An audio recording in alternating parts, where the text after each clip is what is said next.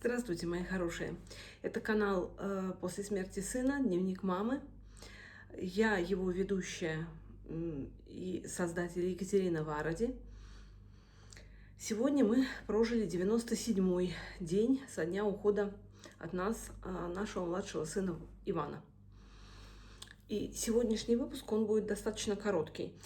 Не потому, что мне нечего сказать, наоборот, но просто для того, чтобы я хотела вам сказать, еще, пожалуй, не пришло время, я пока не готова об этом говорить. Но я обязательно расскажу.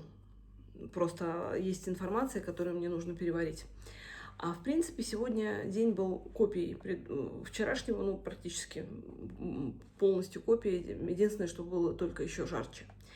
И сегодня мы очень много говорили с мужем о том, что насколько невозможно представить себе и понять до конца, сколько для нас значит человек, пока он еще с нами. И это не значит, что мы, пока вот был жив Ваня, мы не понимали, что Ваня для нас очень важен. То есть для нас всегда Ваня и Саша, Саша и Ваня были два самых важных человека в нашей жизни. Мы их очень любили и всегда себе отдавали в этом отчет. Но мы даже не представляли себе, насколько, до тех пор, пока не ушел Ваня. То есть получается, что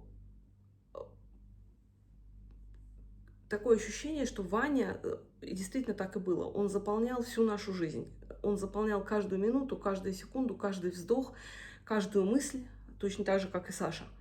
И когда его не стало, получилось, что как будто из нас вырвали, из всех, кусок нас самих.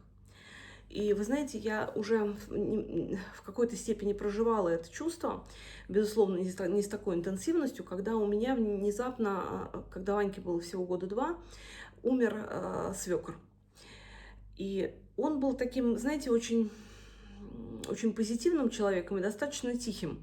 То есть он никогда там не бил кулаком по столу, не устраивал никаких разборок, и вообще не было ощущения, что он глава семьи, да, то есть вот, что он определяет политику семьи, вообще состояние самой семьи. Он был очень добрым, очень светлым человеком, очень интересным.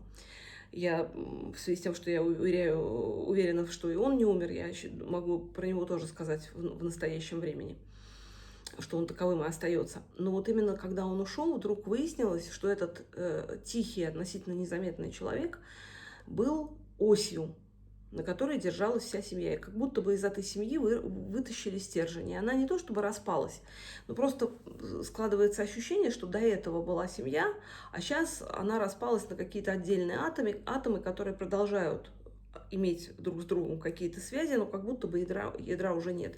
И вот сколько лет прошло, и до сих пор это ощущение семьи, вот какая она ни была, не вернулась. Я, правда, не знаю, что вполне может быть, что когда уходит значительная часть любой семьи, даже человек, если очень тихий и незаметный, то все равно семья в полноценном смысле этого слова не вернется никогда, в старом смысле этого слова. Но как-то вот со свекром это было прям очень сильно заметно. Прям вот настолько был диссонанс между той ролью, которую мы о нем думали, и той ролью, которую он на самом деле играл. А вот Ваня, он же никогда не был тихим. Он, наоборот, он был очень громким, он был очень заметным. И остается и по сей день, я уверена, таким же. И его было просто невозможно не заметить и не услышать. И именно поэтому вот ощущение, что вот из тебя вырвали половину.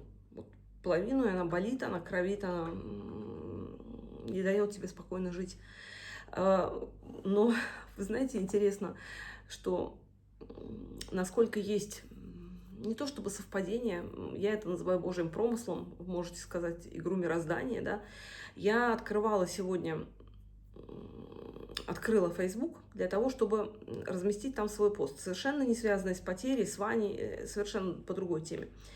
И я, как правило, в Facebook, я уже говорила, что я захожу очень мало, потому что там очень много негативной информации. Я сейчас, причем информации реальной, там, военных всяких очень тяжелых кадров и много всего. И я просто сейчас не в состоянии добавлять вот эту информацию еще. Поэтому я так, знаете, вот вхожу, размещаю пост и ухожу. И вот сегодня, несмотря на то короткое время, которое я провела в Фейсбуке, я вдруг увидела цитату. Я вам даже, честно говоря, я побоялась, что я забуду, я даже ее записала. Я даже не помню, в чьем посте это было. Я не помню, чья это цитата. Я не знаю человека, который это публиковал. Но пост звучал, вот большими буквами было написано так, что рана – это место, через которое в тебя входит свет. И вот знаете, как тебя вот пронзает вот это ощущение? То есть, когда ты понимаешь, что это было для тебя. Вот именно эта фраза, она говорила про тебя. И для тебя. И я, вот знаете, просто вот на какой-то момент онемела, я тут же себе эту фразу записала, потому что я просто сразу поняла, что это прям мне было сказано. И я действительно задумалась, что да, это безумная рана, это рваная рана, которая саднит, болит, ноет, кровоточит, делает что угодно, только не дает спокойно жить. Память, все присутствует, и очень вот такие большие эмоциональные качели, но вы знаете, это действительно через рану, которую оставил Ваня, через нее постоянно приходит свет. Через молитву, через веру, через встречу с удивительными людьми, и эти встречи не прекращаются. Я начинаю узнавать от людей, которые меня окружали совершенно с другой стороны, и мне открываются новые люди, которые пришли ко мне именно через Ваню, через его потерю. Вот через мысли, которые вдруг рождаются, через канал, который пришел благодаря уходу Вани, через вас всех, которые меня вдохновляете, которые пишете мне свои истории. Вы помогаете мне, а я пытаюсь своими словами помочь вам. Через вот и слова поддержки, через слова утешения. И несмотря на то, что я этой раны бы никогда в жизни никому не пожелала, но если она появилась, то, оказывается, Господь может даже через нее давать свет. И на самом деле это не значит, что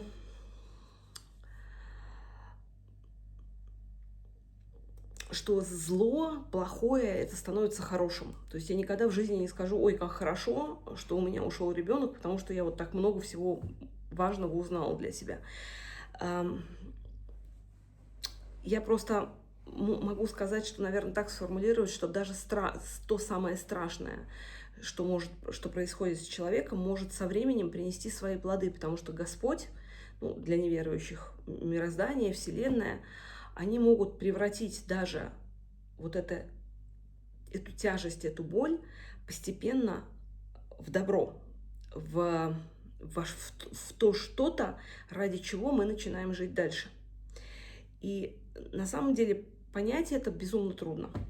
Прожить это еще труднее. Но вот эта мысль, она меня сегодня не оставляет, и я очень хотела с вами с ней поделиться.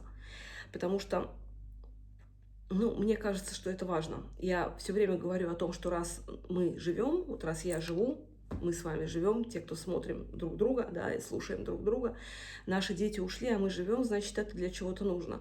И через вот эти знаки, которые мы получаем в нашей жизни, через мысли, через все, что вокруг нас происходит, мы получаем какие-то новые откровения, которые... Помните, вот я рассказывала про 2 младенцев, которые спорили в утробе матери, когда верующий младенец сказал, что мы посланы сюда для того, чтобы подготовиться, стать лучше, подготовиться к тому, что нас ждет дальше, в другой жизни.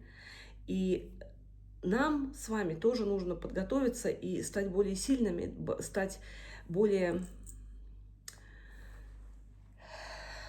Я даже не знаю, вот как сказать это слово, более сильными, наверное, более устойчивыми для того, чтобы перейти в новую жизнь и там встретить наших детей.